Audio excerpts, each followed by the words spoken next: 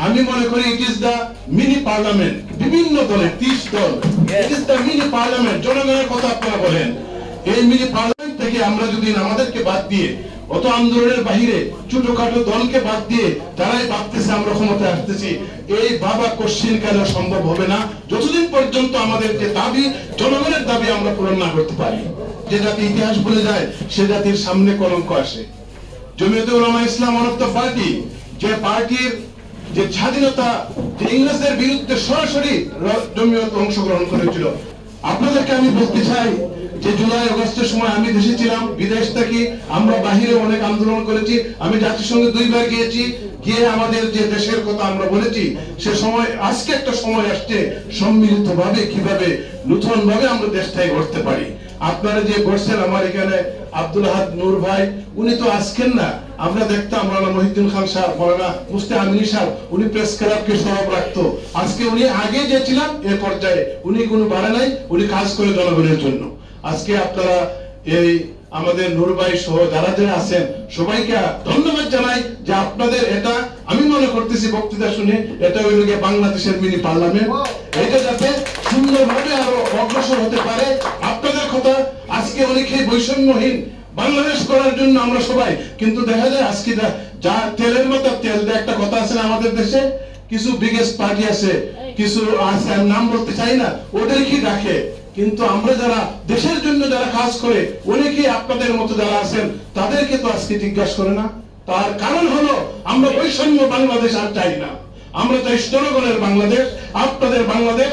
ছোট বড় যে দলের থাকুক সবাইকে নিয়ে যদি আমরা একটা জাতীয় সরকার গঠন করতে পারি, জাতীয় পার্লামেন্ট দিতে পারি, তখনই আমাদের স্বপ্ন বাস্তবায়ন হবে ইনশাআল্লাহ।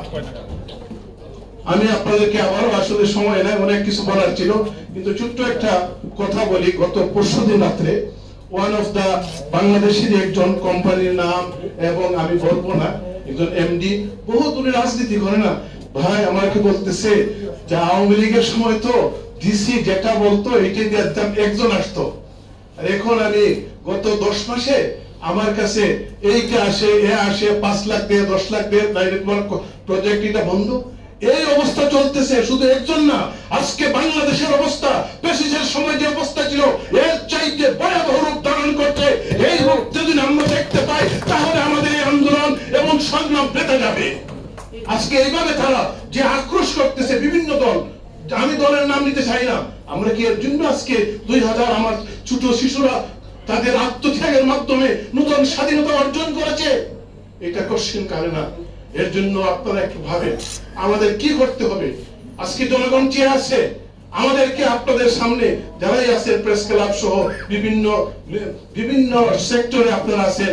আজকে যদি আমাদের যেই, আমি একটা কথা সবসময় বলি, যেই লাউ সেই কদু আবার যদি হয় তাহলে আমাদের যে পরিণতি, আমাদের ভাগ্য কি হবে আমরা খুব বলতে পারছি।